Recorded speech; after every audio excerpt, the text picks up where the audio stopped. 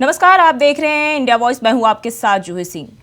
Bulletin की शुरुआत करेंगे। कांग्रेस बीजेपी का 35-35 सीटों पर जीत का दावा। दोनों पार्टियों के बीच 20 सीटों पर होगा कड़ा मुकाबला। 20 सीटों के आधार पर तय होगा राज तिलक। 90 सीटों पर बहुमत के लिए 46 सीटों पर जीत जरूरी है। कांग्रेस 75 पार तो वहीं बीजेपी 55 सीट जीतने का दावा कर रही है। तो छत्तीसगढ़ विधानसभा चुनाव से जुड़ी खबर आपके साथ साझा कर रहे हैं, जहां 20 सीटों पर जो है जीत कांग्रेस और बीजेपी के लिए काफी अहम है। दोनों पार्टियों के बीच इन सीटों पर कड़ा मुकाबला हो सकता है और इन्हीं सीटों के आधार पर राज्य में राज तिलक जो है सत्ता जो है वो तय होगा। 90 सीटों पर बहुमत के लिए 46 सीटों पर किसी भी पार्टी के लिए जीत जरूरी है।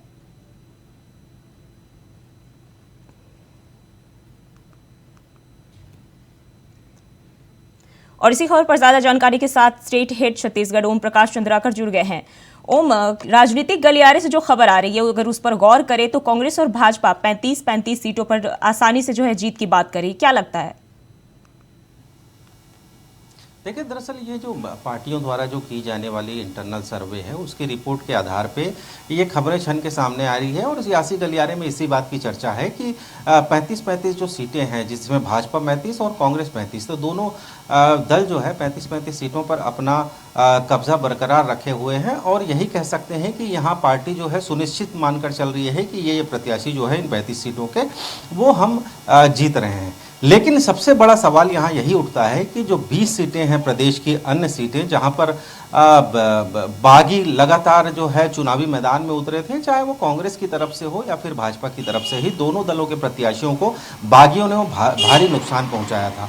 तो इन्हीं सीटों का आकलन करना फिलहाल पार्टियों को बड़ा मुश्किल साबित हो रहा है और इन्हीं सीटों से ये कह सकते हैं कि तय होगा कि छत्तीसगढ़ में सत्ता की दहलीज पर कौन कदम करेगा और किसकी ताजपोशी होगी।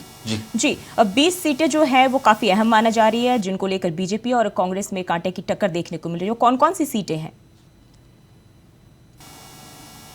देखिए, यदि मैं बात करूं कि रायपुर उत्तर की जिस तरह से बात हो रही है, तो रायपुर उत्तर में भाजपा प्रत्याशी पुरंदर मिश्रा और इसके अलावा कांग्रेस प्रत्याशी जो हैं कुलदीप जुनेजा, तो जाहिर तौर पे दोनों ही दलों की ओर से बागियों ने अपना तेवर दिखाया और चुनाव मैदान में उतर पड़े। तो कितना कौन सा बागी कितना नुकसान पहुंचाता है ये फिलहाल पार्टियों के आकलन के लिए सिरदर्द बना हुआ है। इसी तरह जशपुर विधानसभा सीट की बात करें तो जशपुर विधानसभा में भी यही हाल बने हैं। वहीं जो फंसी हुई सीटों की यदि बात की जाए तो यही कह सकते हैं कि इसमें बिलासपुर की जो सीट है, बिल्हा सीट है, जांजगीर चांपा है, मरवाही है, लुंड्रा है, लैलूंगा, कवर्धा, साजा, केशकाल, दंतेवाड़ा, कोंटा, धर्मजयगढ़, कटघोरा, तखतपुर, अकलतरा, दुर्ग ग्रामीण और भिलाई नगर में फिलहाल पार्टी को ये आकलन करना मुश्किल हो रहा है कि इन सीटों पर हम जीत दर्ज कर पाएंगे या नहीं, या फिर बागी जो है वो किस तरह से चुनावी समीकरण जो है वो बिगाड़ सकते हैं। जी, आपने ग्राउंड जीरो से लगातार चुनाव की कवरेज की है, तो अब बीजेपी के पास ऐसे कौन कौन से महत्वपूर्ण मुद्दे हैं जिनके आधार पर वह कांग्रेस को टक्कर दे सकती है?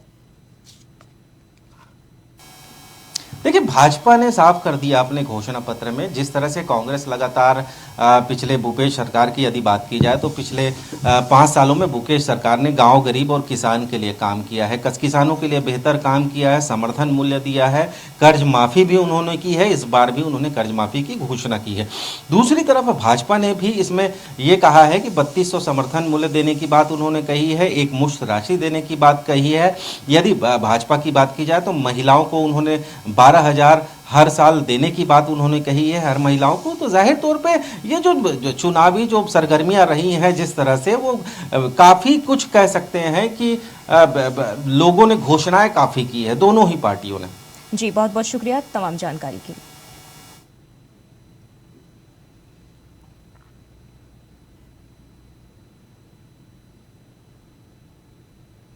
और रायपुर से बड़ी खबर, 24 विधायकों को नहीं मिलेगा सरकारी भत्ता।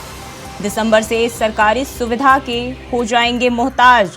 विधानसभा ने जारी किया नो ड्यूज बीजेपी जनता कांग्रेस के एक और 22 कांग्रेस के विधायक जो है वो इसमें शामिल हैं। सरकारी बंगला और भत्ता की सुविधा खत्म कर दी जाएगी। तो दिसंबर से सरकारी सुविधा अब इनसे छीन लिए जाएंगे। 24 विधायकों से जो है ये सभी व्यवस्था ले ली जाएगी वापस, और इसको लेकर विधानसभा ने नो ड्यूज जारी कर दिया है।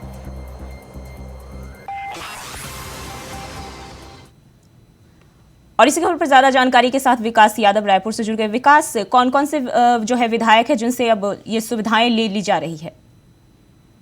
जी, बता देना चाहूंगा कि कल जो है देर शाम जो है विधानसभा सचिवालय से जो है भाजपा कांग्रेस और जनता कांग्रेस के 24 विधायकों को नोटिस जारी हुआ है, जिसके अनुसार जो है उन्हें 1 दिसंबर तक जो है उन्हें जो सरकारी आवास और भत्ते जो मुहैया कराया है उनसे जो है सरकार वापस ले लेगी। इसको लेकर जो है नोटिस जारी किया गया है। मैं आपको बता देना चाहूंगा कि कांग्रेस के 22 विधायक ऐसे हैं जिन्हें इस बार जो है पार्टी ने टिकट नहीं दिया है और वे है जो बागी होकर चुनाव के मैदान में उतरे हुए हैं। इसी को लेकर जो है सरकार ने जो है 24 विधायकों के नोटिस लेटर जारी किए, जिसके अनुसार जो है उन्हें जो मिलने वाली तमाम जो सरकारी सुविधाएं जो है, साथ ही आवास की जो सुविधा है, उन्हें सरकार जो है उनसे छीन लेगी। इसके अनुसार जो है आपको बता देना चाहूंगा कि कांग्रेस के 22, इसके अलावा जो है जनता कांग्रेस और भाजपा के एक विधायक शामिल है इस सुविधाओं को लेने वाले में से। मैं बता देना चाहूंगी मनेंद्रगढ़ विधायक विनय जायसवाल, प्रतापपुर के डॉक्टर प्रेम सिंह टेकाम, रामानुज के बृहस्पति सिंह, चिंतामणि महाराज, चक्रधर सिराज, सरायपाली की किस्मत लाल, महासमुंद के विनोद सेवनलाल चंद्राकर, बिलाईगढ़ के चंद्रदेव प्रसाद, कटोल के शकुंतला साहू, दरसिया से अनिता योगेंद्र शर्मा, रायपुर ग्रामीण के सदन शर्मा, दंतेवाड़ा की कीर्ति कर्मा, काली तनाखर के मोहित सेलेता, सिहावा की लक्ष्मी गुरु, नवागढ़ के गुरुदयाल सिंह बंजारे, पंटरिया के ममता चंद्राकर, डोंगरगढ़ से भुवनेश्वर बघेल, सिद्धि से छन्नी साहू समेत जो है 24 विधायकों को यह नोटिस मिल गया है।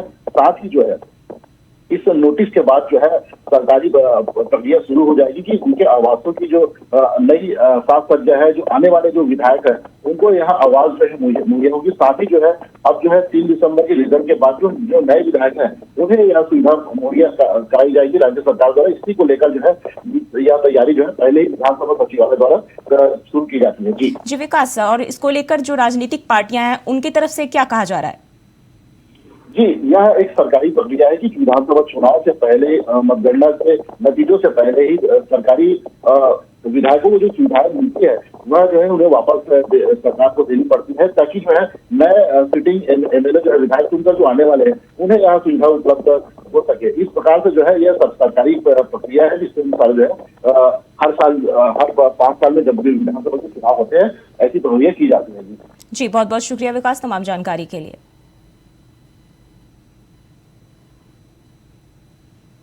और छत्तीसगढ़ से बड़ी खबर, आज आएंगे एग्जिट पोल के नतीजे, सर्वे के आधार पर आएंगे नतीजे।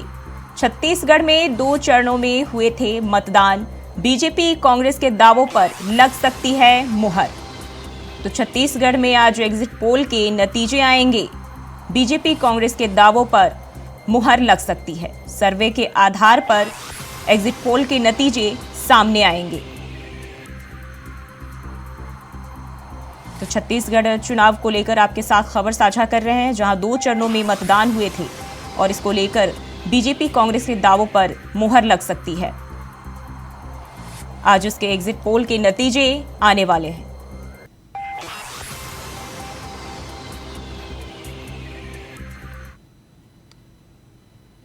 बढ़ते हैं आगे, खबर कांकेर से है, जहां भानु प्रतापपुर थाना क्षेत्र में एक नाबालिग आदिवासी छात्रा को डरा धमकाकर 2 आरोपी युवकों ने अलग अलग दिन दुष्कर्म किया। थाना प्रभारियों प्रेम प्रकाश अवधिया के अनुसार छात्रा नाबालिग है और कक्षा 9 की छात्रा है। घटना 10 और 12 जुलाई 2023 को हुई थी, जब आरोपियों की धमकी से डरी छात्रा ने घटना की जानकारी नहीं दी, क्योंकि आरोपियों ने घटना के बारे में किसी को बताने पर जान से मारने की धमकी छात्रा को दी थी। पीड़ित छात्रा के गर्भवती होने पर इसकी जानकारी परिजनों को लगी, जिनकी शिकायत पर भानु प्रतापपुर थाना में रिपोर्ट दर्ज कराई गई। वहीं पुलिस ने मामला दर्ज कर दोनों आरोपियों के खिलाफ पॉक्सो एक्ट के तहत मामला दर्ज कर लिया है और आरोपियों को गिरफ्तार कर न्यायालय में पेश किया गया है। कल दिनांक को प्रार्थिया द्वारा थाना आकर लिखित आवेदन प्रस्तुत किया गया है कि इसकी नाबालिग पुत्री को पड़ोस में रहने वाले दिलेश विश्वकर्मा एवं जितेंद्र ध्रुव के द्वारा पिछले 4 माह से डरा धमकाकर शारीरिक शोषण किया गया था, जिससे पीड़िता 4 माह की गर्भवती हो गई थी। इसकी जानकारी होने के पश्चात प्रार्थिया के द्वारा थाने में आकर अपराध पंजीबद्ध कराया गया है, जिसमें विवेचना की जा रही है एवं दोनों आरोपियों को हिरासत में लेकर न्यायिक रिमांड लिया गया है। सूरजपुर जिले के तीनों विधानसभा सीट भटगांव, प्रतापपुर और प्रेमनगर में 17 नवंबर को मतदान हुआ था, जिसके बाद परे स्थित ITI भवन के स्ट्रांग रूम में कड़ी सुरक्षा के बीच EVM को सील कर रखा गया था। 3 दिसंबर को होने वाले मतगणना की तैयारी प्रशासनिक स्तर पर शुरू कर दी गई है। गणना के दौरान सुरक्षा में कोई चूक ना हो, उसके लिए भी निर्वाचन आयोग ने रणनीति बनाई है। मतगणना के लिए 14 टेबल लगाए जाएंगे, जहां प्रेमनगर विधानसभा में 20 और प्रतापपुर और भटगांव विधानसभा में 22 राउंड में गिनती की जाएगी। तीनों विधानसभा में हुए मतदान की गिनती अलग अलग कमरों में की जाएगी, जहां हर एक विधानसभा जिसके लिए अधिकारियों को ट्रेनिंग भी दे दी गई है और राजनीतिक दलों के आने जाने के रूट भी तय कर दिए गए हैं, जहां डाक मत पत्रों की गिनती 21 राउंड में पूरी होगी।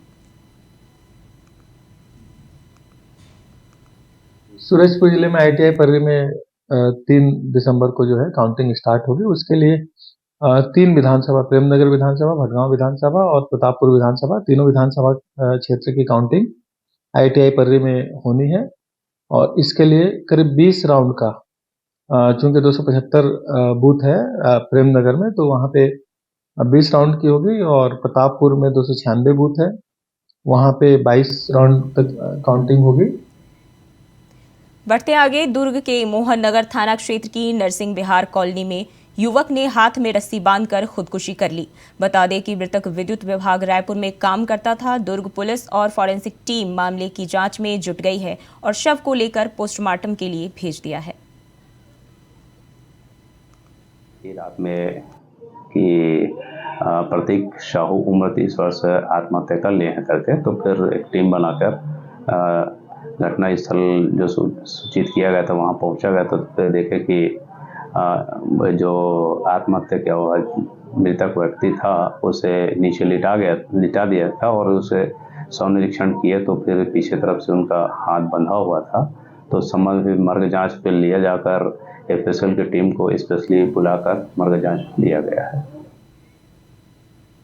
खबर जगदलपुर से है, जहां कलेक्टर विजय दयाराम के ने धर्मपुरा और कुम्हारपारा स्थित शहरी प्राथमिक स्वास्थ्य केंद्र का निरीक्षण किया। कलेक्टर विजय दयाराम ने मिनी महारानी जिला अस्पताल के रूम में शहर के तीनों धर्मपुरा, गीदम रोड और कुम्हारपारा स्थित शहरी प्राथमिक स्वास्थ्य केंद्र को विकसित करने के निर्देश दिए। उन्होंने शहरी प्राथमिक स्वास्थ्य केंद्रों में बाह्य रोगी कक्ष में अधिक से अधिक मरीजों का उपचार करने के निर्देश दिए। साथ ही स्वास्थ्य विभाग के अधिकारियों को कहा कि स्वास्थ्य केंद्र में उपलब्ध संस्थागत प्रसव सुविधा का व्यापक प्रचार प्रसार कर अधिक गर्भवती महिलाओं का संस्थागत प्रसव कराना सुनिश्चित करें। कलेक्टर ने शहरी प्राथमिक स्वास्थ्य केंद्र में उपलब्ध सुविधाओं का भी जायजा लिया।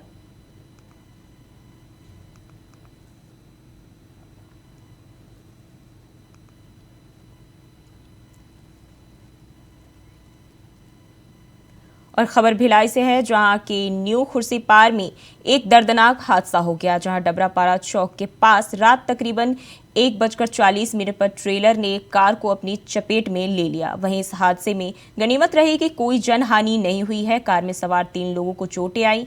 वहीं हादसे के बाद ट्रैफिक जाम हो गया था। इस चौक के पास पहले भी बड़े हादसे होते रहे हैं। हादसे के बाद इलाके में सनसनी फैल गई है।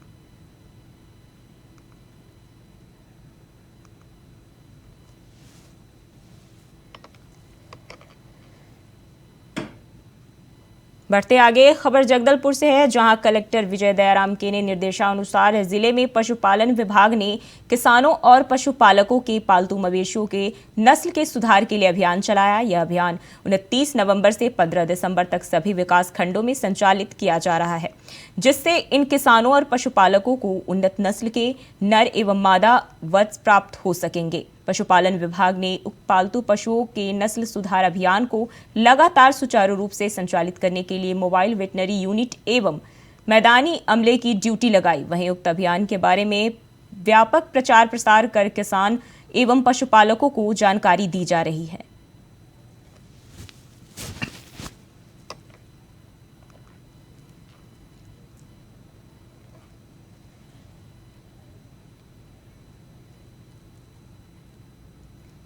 खबर कांकेर से है, जहां नक्सलियों का फिर से क्षेत्र में लगातार सक्रियता नजर आ रही है। आपको बता दें कि बीती रात नक्सलियों ने परतापुर संगम सड़क किनारे बैनर लगाया। सुबह ग्रामीणों ने देखा भिंगी डर गांव के पास सड़क किनारे बैनर लगा हुआ है, जिसमें लिखा हुआ था कि आम जनता के लिए संदेश, आम जनता बैनर के पास न जाए, इसमें खतरा है। यह पूरी घटना परतापुर थाना क्षेत्र की बताई जा रही है।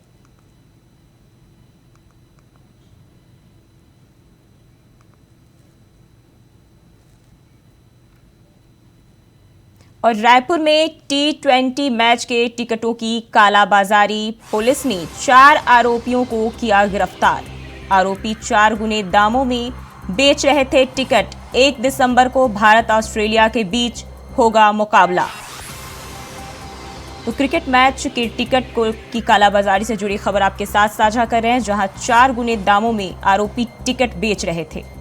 1 दिसंबर को भारत और ऑस्ट्रेलिया के बीच मैच होना है और इसी की टिकट की कालाबाजारी यहां की जा रही थी। मामले में 4 आरोपी गिरफ्तार किए गए हैं।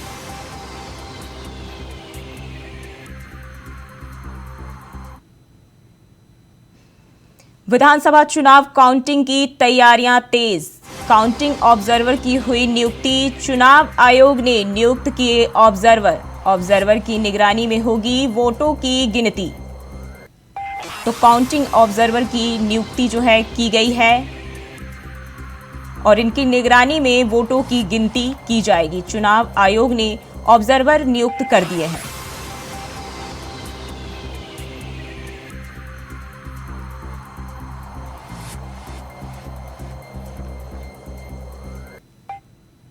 और खबर सूरजपुर से है, जहां विश्रामपुर थाना क्षेत्र में आने वाले SECL हमेशा से अवैध कबाड़ तस्करी और कोयला चोरी को लेकर हमेशा सुर्खियों में रहता है। यहां से लाखों की कबाड़ और कोयले की चोरी रोजाना होती है, जिस पर पुलिस लगाम लगाने में नाकाम साबित हो रही है। इस उत्पादन के लिए बड़ी बड़ी मशीनें SECL ने खदानों में लगाई है, लेकिन विश्रामपुर SECL के खदानों में कोयला उत्पादन के लिए लगी इन करोड़ों के मशीनों में कुछ मशीन बंद पड़ी हुई है, जिन्हें अब चोर अपना निशाना बना रहे हैं। ऐसी बंद पड़ी करोड़ों की मशीनों को चोर प्रतिबंधित क्षेत्र के अंदर जाकर काट कर आराम से चोरी कर ले जा रहे हैं और इस लाखों के सामान को कबाड़ के रेट में कबाड़ियों के हाथों सौदा कर बड़े ही आसानी से बेच रहे हैं। जानकारी दी जा रही है कि विश्रामपुर थाना क्षेत्र में, क्योंकि SECL का है, वहाँ पे कई बार ऐसे कबाड़ की शिकायत आती रहती है, लेकिन अभी जो भी है कबाड़ के काम जो कर रहे हैं अवैध काम, इस पर सख्त कार्रवाई की जाएगी। और छत्तीसगढ़ में धान तिहार की शुरुआत के बावजूद धान खरीदी केंद्रों पर सन्नाटा पसरा हुआ है और किसान धान बेचने खरीदी केंद्र तक नहीं पहुंच रहे हैं। ऐसा इसलिए क्योंकि 3 दिसंबर को परिणाम आने वाले हैं और किसान नई सरकार का इंतजार कर रहे हैं। दरअसल दोनों ही पार्टियों की घोषणा के बाद किसान कश्मकश में है और नई सरकार आने के बाद ही धान बेचने की खरीदी केंद्र जाने की योजना है। अब तो छत्तीसगढ़ में साफ है कि सरकार किसी की भी बने, किसानों का मुंह मीठा होना तय है, कि जिसकी बाट किसान धान जमा कर देख रहे हैं। ये रिपोर्ट देखिए।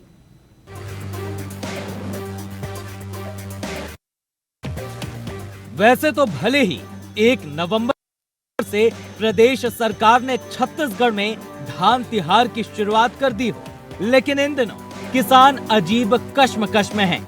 अब तो ये हाल है कि धान खरीद केंद्रों पर सन्नाटा पसरा है और किसान 3 दिसंबर का इंतजार कर रहे हैं। जी हां, इस बार फसल कट जाने के बाद भी किसान धान खरीदी केंद्र में धान बेचने नहीं पहुंचे हैं। प्रदेश के अधिकांश गांवों में किसान अभी धान काटने में भी दिलचस्पी नहीं ले रहे हैं। तो वहीं जहां किसानों ने धान की कटाई पूरी भी कर ली है, मगर वो धान संग्रहण कर रख रहे हैं और उन्हें बेचने के लिए नई सरकार के बनने का इंतजार कर रहे हैं। ऐसे में चुनाव खत्म होने के बाद भी नतीजों से पहले इस पर सियासत हो रही है।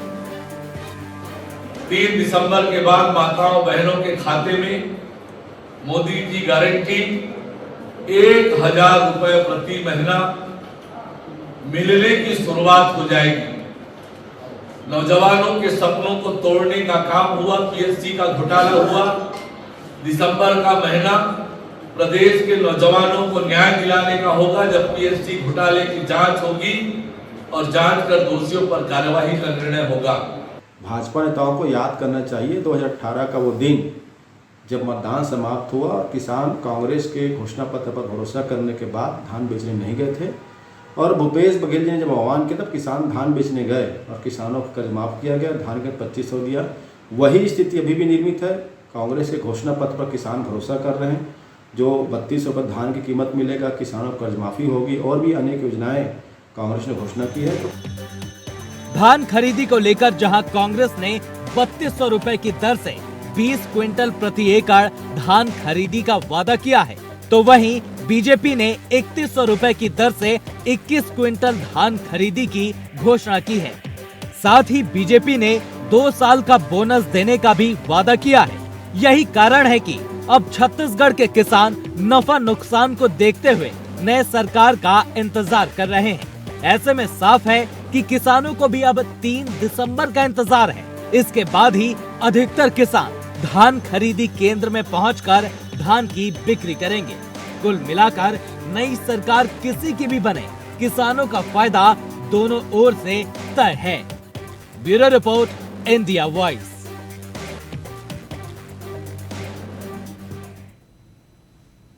बलौदाबाजार के कसरोल वन परिक्षेत्र में बिजली का तार बिछाने वाले 3 आरोपी को गिरफ्तार किया गया है। ये आरोपी जंगली जानवरों का शिकार करने के लिए बिजली के तार बिछाए थे। बता दें कि वन विभाग और पुलिस की टीम ने छापेमारी कर बिजली के तार सहित तीनों आरोपियों को गिरफ्तार किया है। वहीं एक युवक की इन्हीं बिजली की तार से मौत भी हो गई थी।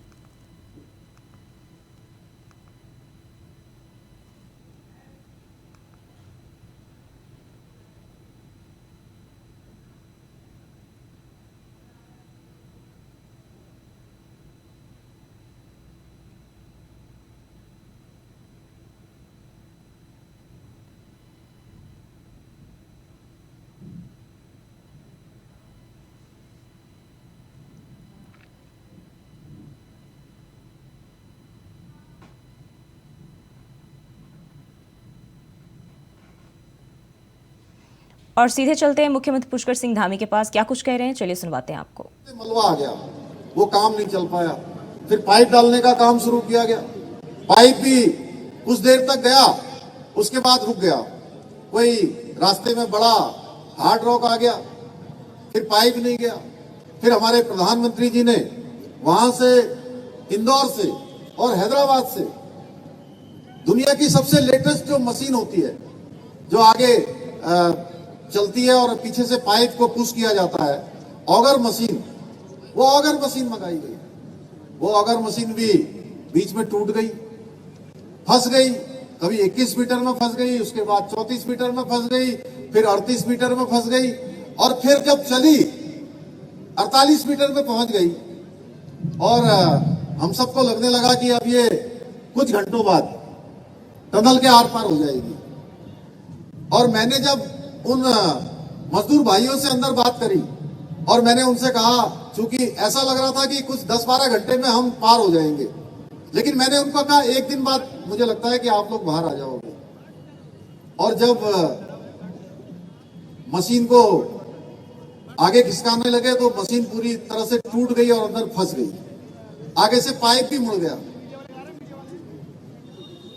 जब पता किया तो उन्होंने कहा, साहब अब तो ये पूरी मशीन बाहर निकालनी पड़ेगी। तो मशीन बाहर निकालने में कितना टाइम लगेगा?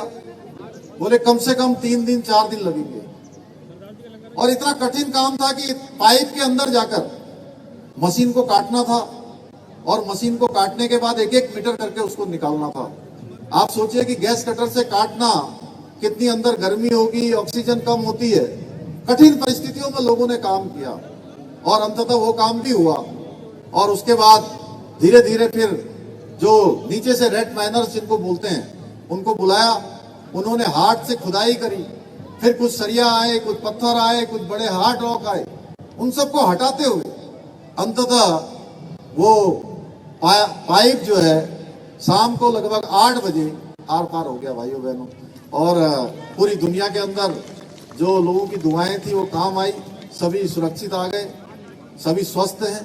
हम अपने प्रधानमंत्री जी का भी आज इस अवसर पर बहुत उनका धन्यवाद करना चाहते हैं कि उनका अगर इतना ध्यान न होता और वो लगातार इसका अपडेट न लेते तो ये कठिन स्थिति हमारे लिए बहुत मुश्किल जैसी स्थिति थी।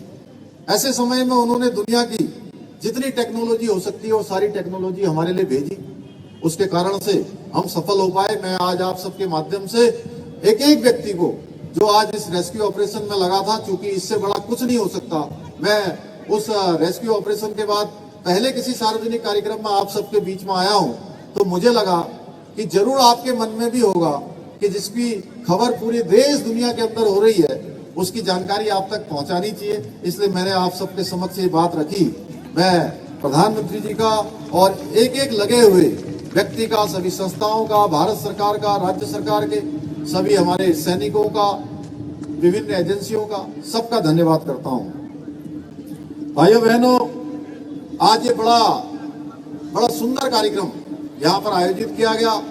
आप सबकी इतनी बड़ी उपस्थिति, निश्चित रूप से ये हमारा उत्तराखंड तेजी से आगे बढ़ रहा है, हमारा जनपद नैनीताल तेजी से आगे बढ़ रहा है, ये उसका बहुत बड़ा उदाहरण है। और मैं आज आप सभी को ईजावेड़ी महोत्सव की ढेर सारी शुभकामनाएं देता हूं, बधाई देता हूं।